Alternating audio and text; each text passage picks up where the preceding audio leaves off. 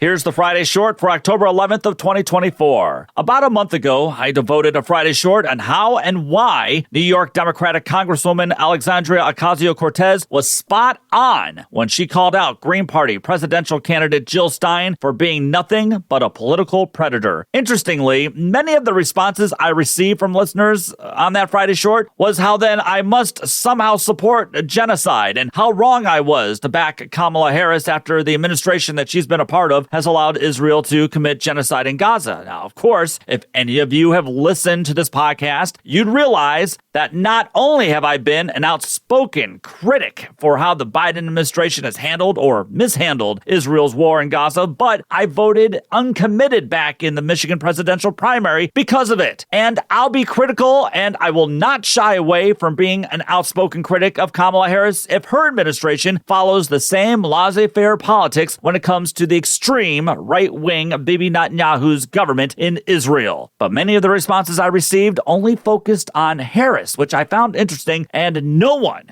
had any attacks or criticisms on Donald Trump. And that's basically the blueprint for Jill Stein. She rarely is criticizing dear leader Trump, and maybe that's because she shares his love of Russian Premier Vladimir Putin. That point was made so clear when Mehdi Hassan clearly demonstrated what a Putin apologist and a Russian agent Jill Stein obviously is when she was a guest on his Mehdi Unfiltered show. Listen. Why is Benjamin Netanyahu a war criminal but not Vladimir Putin? Well, as John F. Kennedy said, we must not negotiate out of fear, and we must not fear to negotiate. So if you want to be an effective world leader, you don't start by name-calling and hurling epithets. So how will President Stein negotiate with Israel then if you've called Netanyahu a war criminal? Well, because he very clearly is a war Putin criminal. Clearly isn't a war criminal. Well, we don't have a decision, put it this way, by the International Criminal Court. Yes, we do. Actually, you're wrong. There's an arrest warrant for Putin. There isn't yet an arrest warrant for Netanyahu. So why is Putin not a war criminal but Netanyahu is? Yeah. I think they're both let me say this.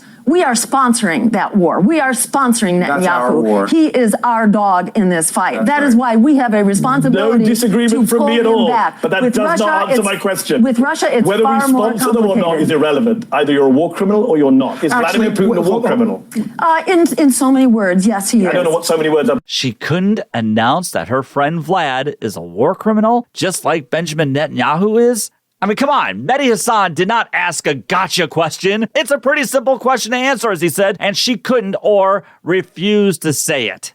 Oh, she'll jump all over the Democratic presidential nominee, but she won't say a bad word about Putin and his puppet, Donald Trump. Now, as I've said before, AOC was absolutely spot on when she criticized Stein and her Green Party pals for only showing up once every 4 years to run for president, knowing full well it will damage the Democratic candidate. Yet Stein and her Green Party pals never do the hard work to develop the party from the ground up, from the local and state level, and then up to the national level. Because, you see, that's not the goal of Jill Stein. You want to know her goal? She and her supporters put her right out there for everyone to see this week while in Dearborn, Michigan, when she received the endorsement of the abandoned Harris Group. The group's co-founder, University of Minnesota professor Hassan Abdel Salam, explained the entire motive of the Abandoned Harris campaign, which is basically the Jill Stein campaign. Listen.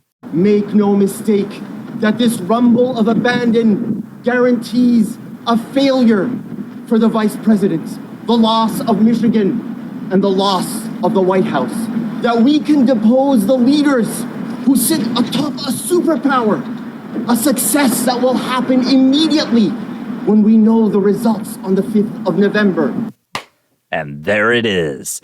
It's to get dear leader Trump in office, which is freaking baffling considering he'll champion Netanyahu's continued destruction of Gaza, and he will celebrate and even push for a war with Iran. Remember, Trump is funded by Adelson money, and he'll do what they say. Dear leader opposes the idea of a Palestinian state and has not said one, and I'm going to say one, negative statement when it comes to Netanyahu. Not one. Of course, there's the proposal for an expanded Muslim ban, while former Trump officials like Theo Wold said, and I quote, multiculturalism is at its core an anti-Western philosophy. Let me ask you something. You think that sounds like someone who will listen to you, someone who will listen to those refusing to back Harris if they end up helping Trump win? As longtime activist Ismail Ish Ahmad wrote in the Detroit Free Press this week, and I'm quoting, he said, "I have made my choice. I will vote Democratic, not for the perfect good, but for a better way of life and a chance to fight for peace."